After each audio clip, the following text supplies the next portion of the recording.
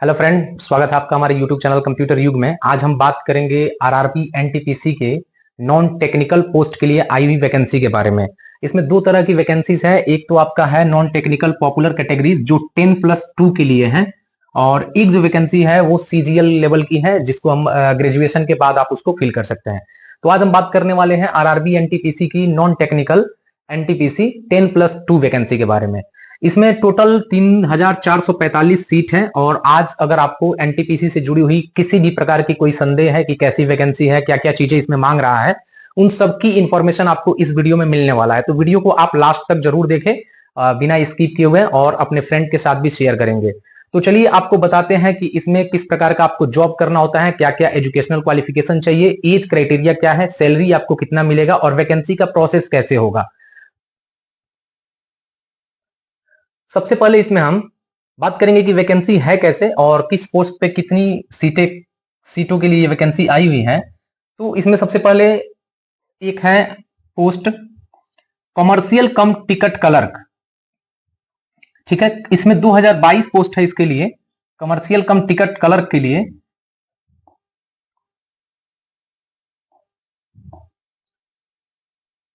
जिसमें रिक्वायरमेंट क्या है, रिक्वायरमेंट इसमें बता रहा है कि 10+2 intermediate exam from any recognised board in India. आपको 10+2 पास होना चाहिए। जनरल ओबीसी ईडब्ल्यूएस के लिए 10+2 में 50% मार्क्स के साथ पास होना चाहिए।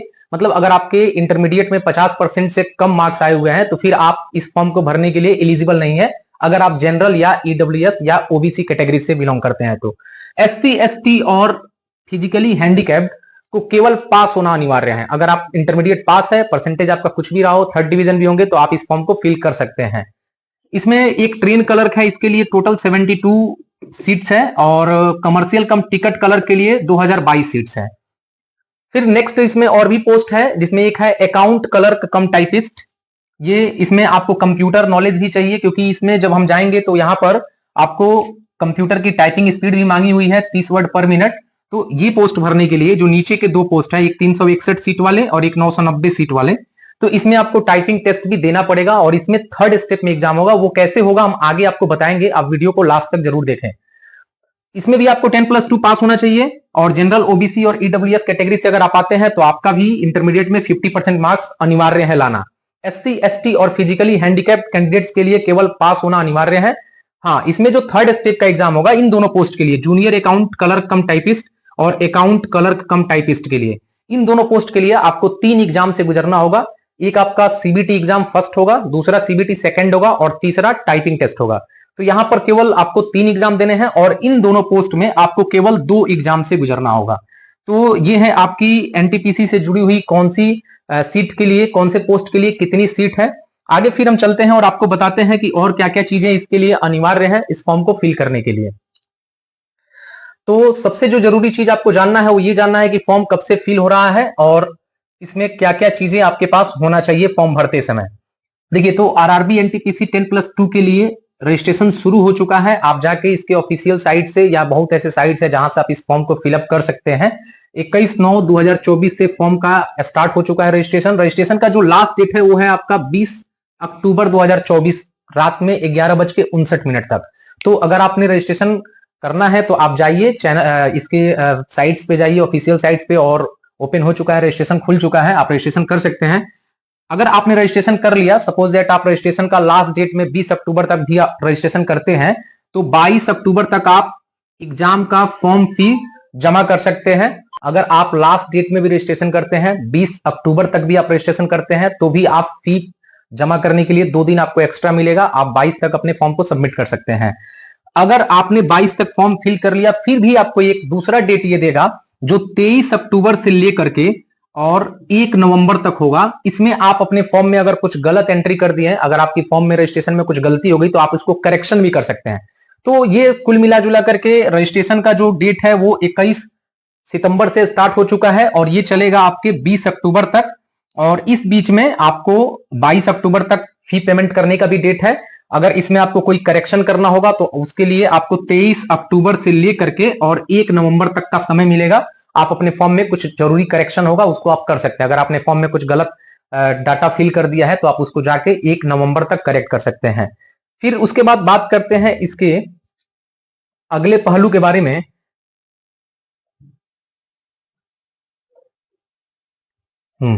चलिए नेक्स्ट इसमें हम बात करते हैं, इसका जो अगला पहलू है वो है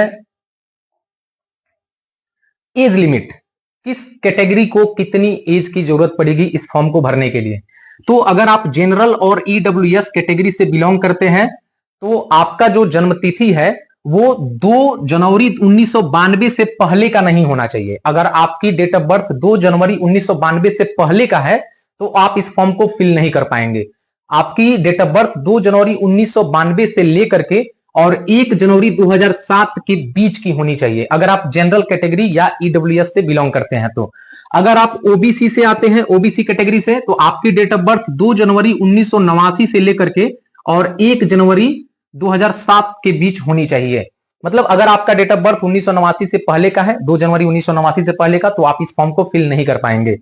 अगर आप एससी एसटी कैटेगरी से आते हैं, देखिए ये फीमेल के लिए भी अप्लाई है, फीमेल के लिए कोई अलग क्राइटेरिया नहीं है एज लिमिट के मामले में। आप केवल उस कैटेगरी से बिलोंग करते हैं तो आपको उसके हिसाब से फॉलो करना पड़ेगा। अगर आप एससी एसटी से आते हैं तो आपका डेट ऑफ बर्थ 2 जनवरी 1987 से लेकर के और 1 जनवरी 2007 के बीच का होना चाहिए। तो अगर आप फॉर्म फिल करने वाले हैं तो आप अपने डेट ऑफ बर्थ को जरूर देख लें कि आपका डेट ऑफ बर्थ अगर इस क्राइटेरिया से मैच कर रहा होगा तभी आप इस फॉर्म को फिल कर पाएंगे। नेक्स्ट बात करते हैं हम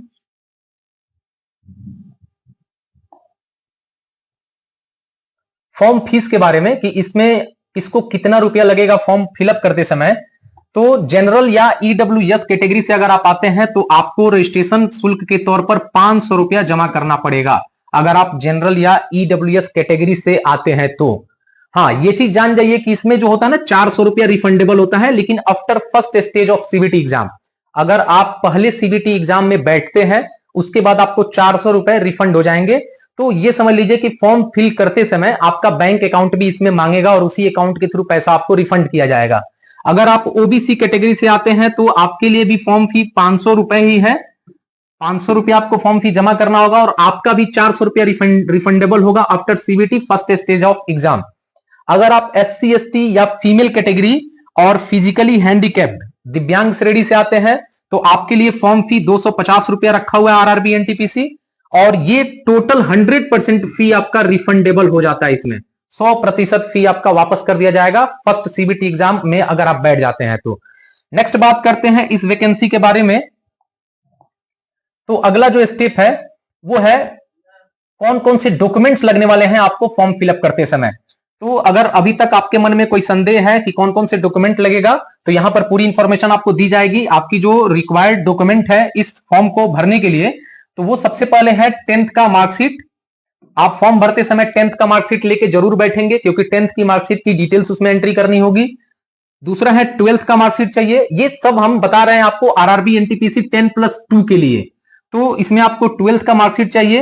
any one government ID proof जैसे आधार कार्ड या pan card, photo ID proof आपका एक इसमें लगेगा। इसमें निवास की कहीं कोई भूमिका नहीं है। कास्ट सर्टिफिकेट, अगर आपको उस कास्ट कैटेगरी से बेनिफिट लेना है तो आपको कास्ट सर्टिफिकेट भी इसमें आपको देना पड़ेगा। नंबर 4 है फोटो चाहिए, सिग्नेचर होना चाहिए, सिग्नेचर आपको स्कैन करके अपलोड करना पड़ेगा, मोबाइल नंबर। और देखिए अभी हम बात कर ही रहे थे, बैंक अकाउंट भी इंपॉर्टेंट है इस फॉर्म को फिलअप करने के लिए, क्योंकि जो आपका पैसा रिफंड होगा वो इसी बैंक अकाउंट के थ्रू रिफंड किया जाएगा। और 8वां जो पार्ट है वो है ईमेल आईडी। तो इस फॉर्म को फिल करने के लिए आप एक बार ध्यान से देख लीजिए इन सभी डॉक्यूमेंट को आप रख के और तब फॉर्म फिलअप करने बैठिए। बढ़ते हैं हम अगले टॉपिक की तरफ जो इस एग्जाम के लिए इंपॉर्टेंट है, वो है एग्जाम का पैटर्न। एग्जाम होगा कैसे ये भी आपको जानना बहुत जरूरी है, क्योंकि जो एग्जाम आपका होने वाला है वो एग्जाम अलग अलग पैटर्न में अलग अलग तरीके से होगा। 2 या 3 एग्जाम से आपको गुजरना पड़ेगा। सबसे पहला जो आपका एग्जाम होगा वो होगा first stage CBT exam. Computer पर आपका एग्जाम होगा, मल्टीपल चॉइस क्वेश्चन रहेंगे और आप वैकल्पिक ऑप्शंस को कंप्यूटर के थ्रू सबमिट करेंगे। Total number of question 100 number का वो एग्जाम होगा जो फर्स्ट सीबीटी का होने वाला है। ये 100 नंबर का होगा और 90 मिनट्स इसके लिए ड्यूरेशन आपको मिलेगा, टोटल 1.5 घंटा। क्वेश्चन होगा 1 नंबर प्रत्येक क्वेश्चन के लिए, मतलब ये 100 मार्क्स का क्वेश्चन होगा और इसमें 0.33 यानी कि 1/3 मार्क्स जो होगा वो डिडक्टेड होगा फॉर रॉन्ग आंसर। अगर आप गलत आंसर देते हैं तो ये माइनस मार्किंग आपका करेगा 1/3। उसके बाद क्वेश्चंस होंगे कैसे, तो जनरल अवेयरनेस के होंगे 40 क्वेश्चंस, 40 क्वेश्चन होंगे जनरल अवेयरनेस के। मैथमेटिक्स से होंगे 30 क्वेश्चन और जनरल इंटेलिजेंस एंड रीजनिंग के होंगे 30 क्वेश्चन। ये टोटल 100 क्वेश्चन की लिस्ट है जो आपको फर्स्ट स्टेज के एग्जाम में देना होगा, सीबीटी एग्जाम में। हाँ, एक चीज समझ जाइए, यहां पर लिखा है total number of candidates to be 15 times, मतलब ये जो फर्स्ट स्टेज का एग्जाम होगा इसमें टोटल सीट के 15 गुना बच्चों को शॉर्ट लिस्टेड किया जाएगा और उनका होगा सेकेंड स्टेज का एग्जाम। और ये जो फर्स्ट स्टेज का होगा ये ऑल पोस्ट के लिए है, हर एक पोस्ट के लिए एग्जाम होगा। आप किसी भी पोस्ट में अप्लाई करेंगे, इसमें 4 पोस्ट है, 4 में से किसी के लिए भी आप अप्लाई करते हैं तो फर्स्ट स्टेज का एग्जाम आपको देना ही पड़ेगा। बढ़ते आगे, जो सेकेंड स्टेज का एग्जाम होगा वो कैसे होगा उसके बारे में देखते हैं। सेकेंड स्टेज का जो एग्जाम होने वाला है वो होगा आपका टोटल 120 क्वेश्चन का, और ये इसके लिए भी ड्यूरेशन आपको 90 मिनट ही मिलेंगे, 1.5 घंटे ही ड्यूरेशन इसके लिए मिलने वाला है। 120 मार्क्स का ये क्वेश्चन आएगा और ये भी सीबीटी एग्जाम ही होगा, ये आप याद रख लीजिए। अभी तक आपको एनटीपीसी से जुड़ी हुई इतनी इंपॉर्टेंट इंफॉर्मेशन किसी ने नहीं बताई होगी, आपको यहां से लेकर के और पूरी वैकेंसी तक की प्रोसेस आप इस वीडियो में मिल जाएगा। तो जनरल अवेयरनेस के उसमें 50 क्वेश्चन होंगे, 35 क्वेश्चन होंगे मैथमेटिक्स के और 35 क्वेश्चन ही होंगे जनरल इंटेलिजेंस एंड रीजनिंग के। तो ये टोटल 120 नंबर का क्वेश्चन होगा आपका, और इसमें भी same first stage of CBT exam का पैटर्न होगा। 1 मार्क का एक क्वेश्चन होगा, 0.33, इट मींस 1/3 नंबर डिडक्टेड होंगे आपके रॉन्ग आंसर के लिए।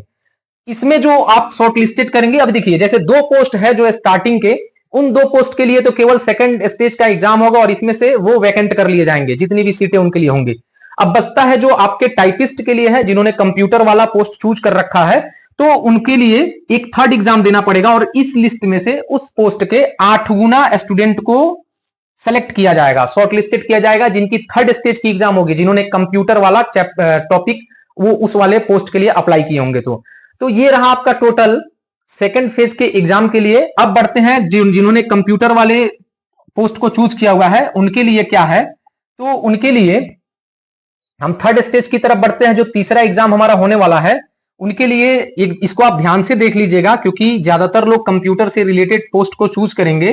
तो उनकी जो थर्ड टेस्ट स्टेज की एग्जाम होंगी, स्किल टेस्ट होगा, जिसको हम लोग टीएसटी कहते हैं, टाइपिंग स्किल टेस्ट। उनका ये 3 स्टेज का एग्जाम होने वाला है, typing skill test third stage में। और ये होगा अकाउंट क्लर्क कम टाइपिस्ट के लिए और जूनियर क्लर्क कम टाइपिस्ट के लिए। ये अगर 2 पोस्ट आपने फॉर्म फिलअप करते समय चूज किया हुआ है तो आपको इस तीसरे स्टेज के एग्जाम से भी गुजरना होगा। उसमें आपके जो टाइपिंग स्किल टेस्ट होगा वो हिंदी के कृति देव फॉन्ट पर होगा, हिंदी के कृति देव फॉन्ट पर, और उसमें आपको 25 वर्ड पर मिनट लेके आना होगा एग्जाम में शॉर्टलिस्टेड होने के लिए। हालांकि डिपेंड करता है कि मेरिट किस पर बनेगा।